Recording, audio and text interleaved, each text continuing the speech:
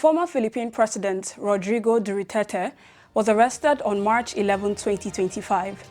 The arrest was carried out under a warrant issued by the International Crime Court (ICC) for crimes against humanity linked to his violent anti-drug campaign.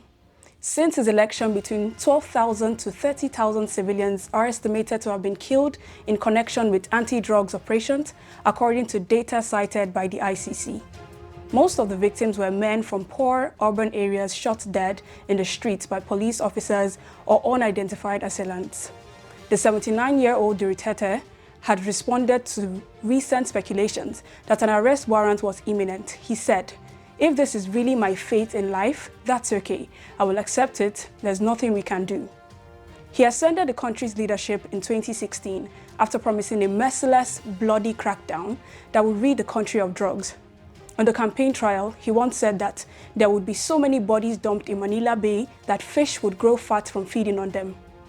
The ICC's investigation into the anti-drugs killing covers alleged crime committed between November 2011 to March 16, 2019, covering his time as mayor of Davao City and as president of the Philippines. The charges stem from his war on drugs, a policy that led to thousands of extrajudicial killings.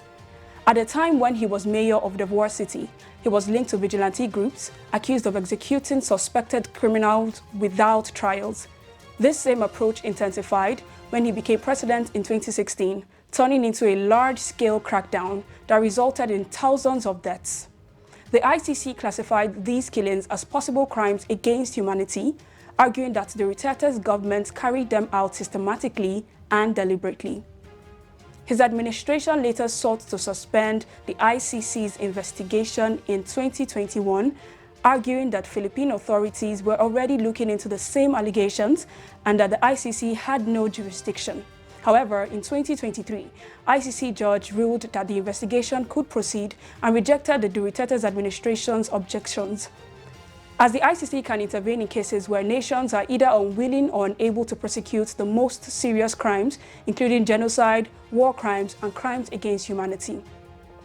This is a big, long-awaited day for justice. Randy Delno Santos, the uncle of a teenager killed by police during the anti-drug operation in August 2017 in the Manila metropolis, said, "The former president will now face legal proceedings for his actions during the drug war.